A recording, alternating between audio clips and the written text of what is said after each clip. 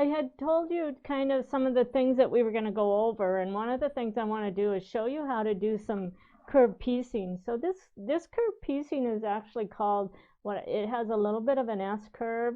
It has TRP lines, and I'm going to show you how to match those up, because the TRP lines are one of the best things that we've ever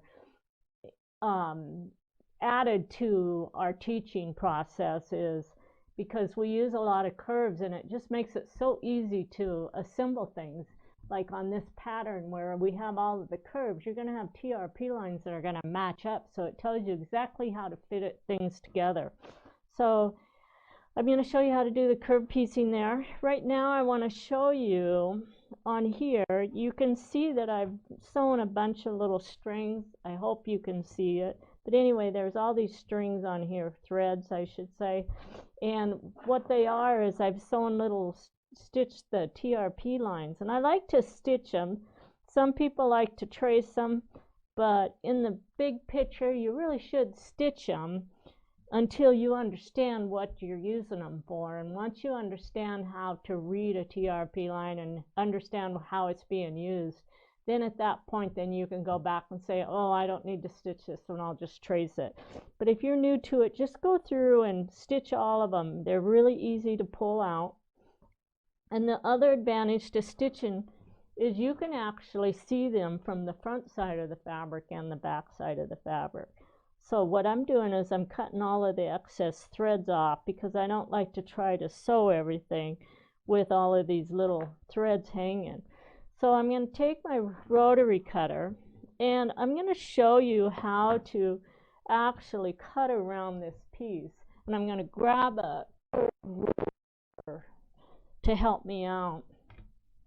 So when you get papers that I have, sometimes you have to pay attention to the paper, because sometimes it's straight and then it'll start into a curve, and then the curve will turn another direction.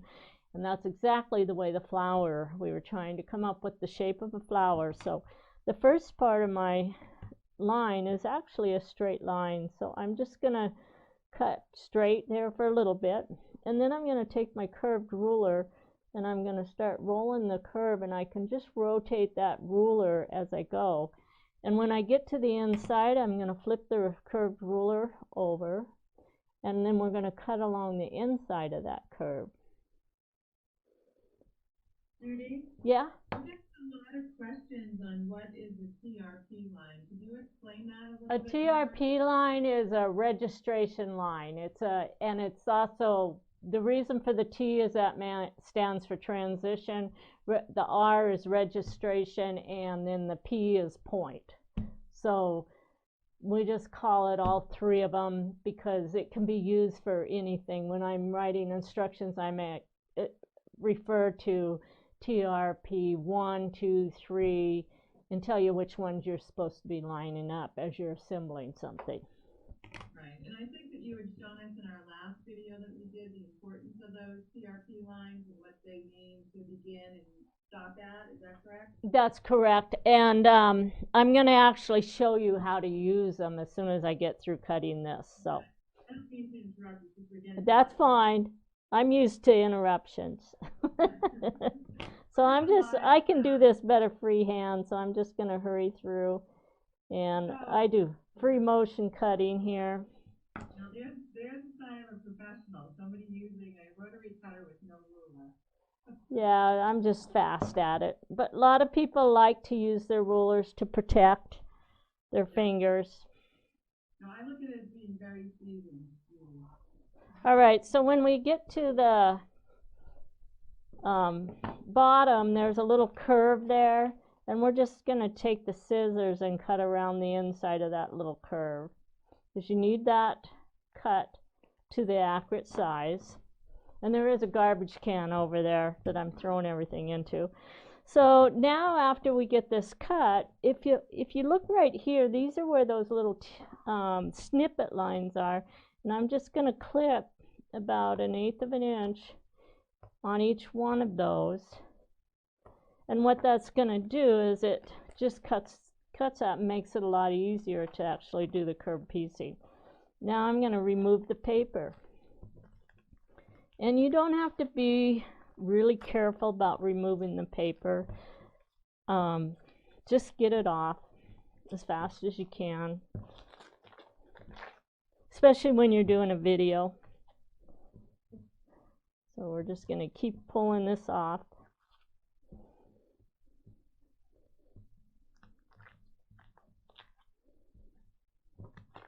Judy, I wanted to also let you all know that we have a lot of people tuning in today that are tuning in groups. They've gotten together and they're watching us, or you, not me. Watching you.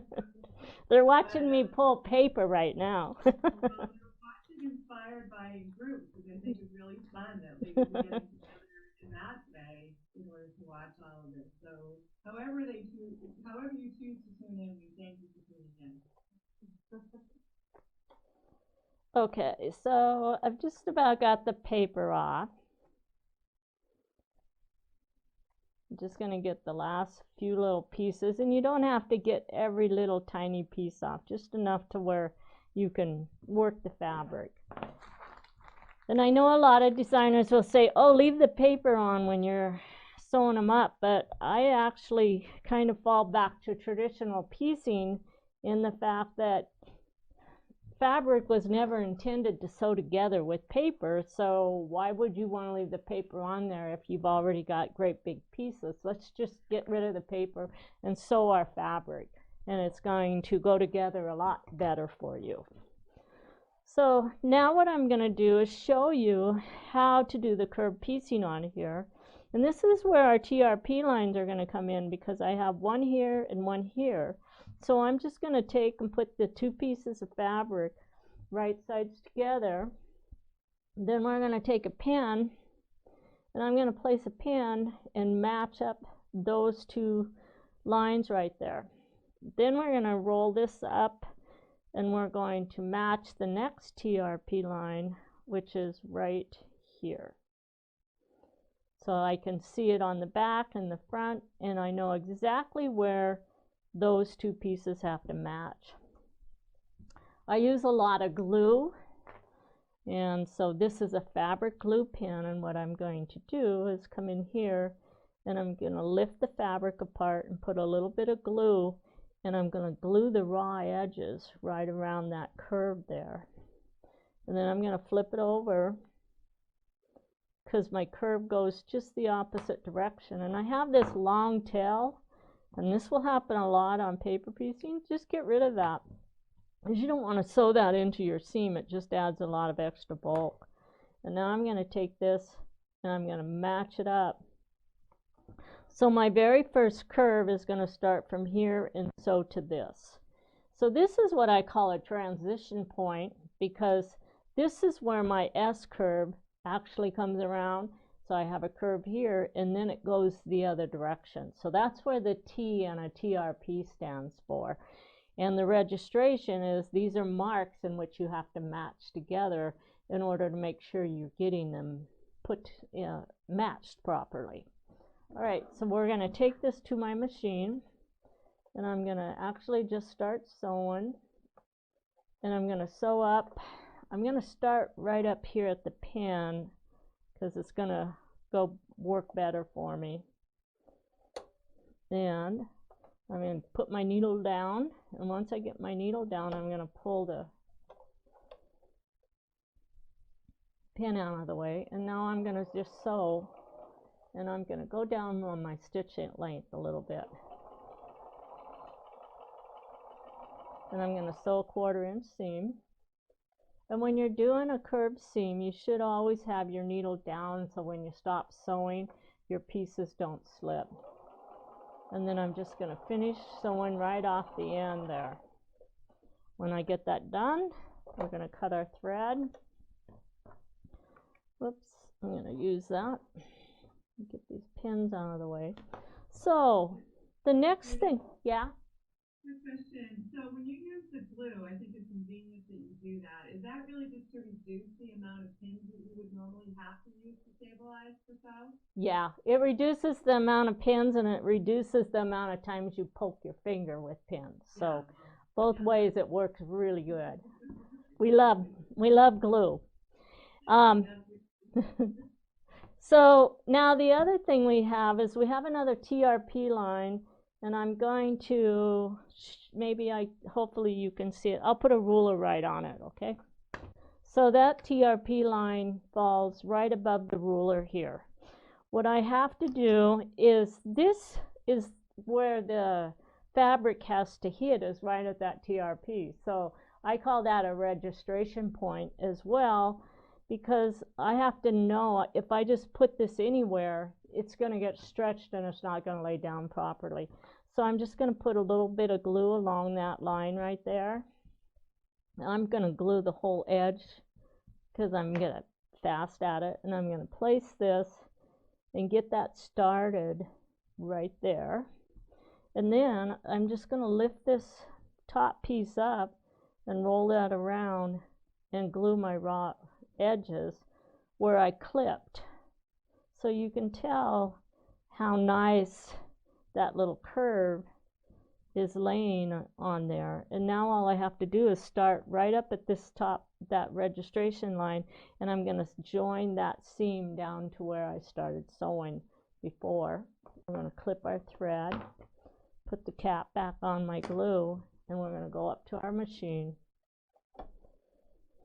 Judy, does glue, one of our viewers, Kathy Integrity, is asking, doesn't the glue come off the machine? I'm going to assume not, that's why you use it, but is it the type of glue that you're using? It's a fabric glue, and it just washes out. It's not going to cause any issues with your machine. It's not like a liquid glue that you would worry about it.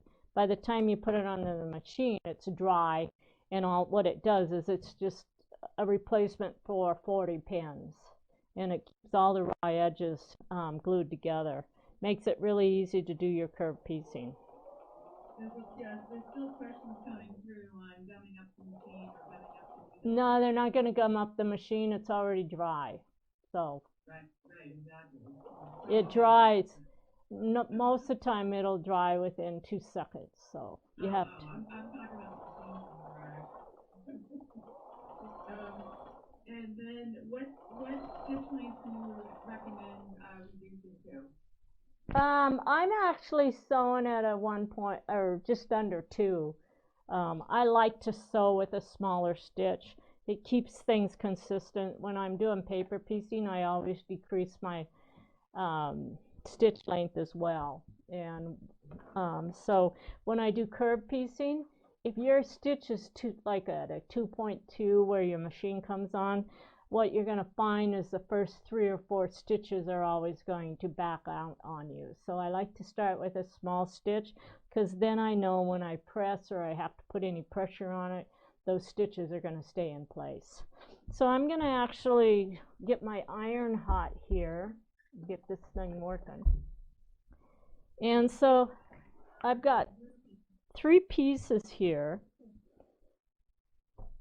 and when I get these 3 pieces done, then I would actually take and add my little flower in the middle. But I want to show you guys how you have to press this, and I'm not going to sew the rest of the seams for you because I did one. But when I put my binding on, I have to make sure that I can come in and sew 1/4 of an inch in here and here. And so it's very important when I press that I press my seam in the right direction, okay? And the pattern tells you how to press it. If I press it this way, if you press it in the wrong direction, what happens is it folds this side under, and now you have nothing to sew on your binding onto.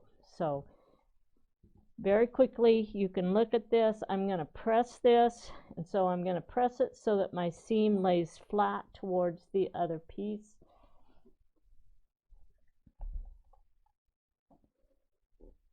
What is the name of the fabric glue pen? Well, this one, yeah, it's really, it's kind of hard to say because this is just a brand name. So this is Fons and Porter, but the glue that goes inside of it like you can buy these from like 15 different brands. I could go in and order them in and put Judy Niemeyer on it, but it wouldn't work any different than what this one does, so I don't worry about it. But and all of the refills fit all the different pins. So this is just a pin that they bring in. Somebody makes them, and all the fabric shops sell them, and it's just a fabric, and you can get this in blue, yellow, and I guess they have a white glue pin now and pink glue pins. It just depends on which color you want, and they're very common, and you usually get you can get refills from them. So the refills come in a little package, and normally you get 2, and your little refills look like this. And there again, the refills will have all different company names on them, but they're all the same. All right. So you can see, hopefully you can see on the back of these that I've pressed, and everything, those seams, those curved seams, I've actually pressed on the back side. They're pressed counterclockwise. So if I'm looking at the front side, they're actually going to be pressed clockwise. All right. So that's going to be the end of this portion, and the next portion I'm going to do is show you how we do that binding. And before you go, wait, let me show you how to turn under. So when you get your little circle, it's going to be just a template, and it's just got a sticky back, and you just take that and put it right onto your fabric. And then we use our glue again, and we just run the glue all the way around the outside of the template. And you want to get the glue on the fabric as well. And you can do 2 things with it.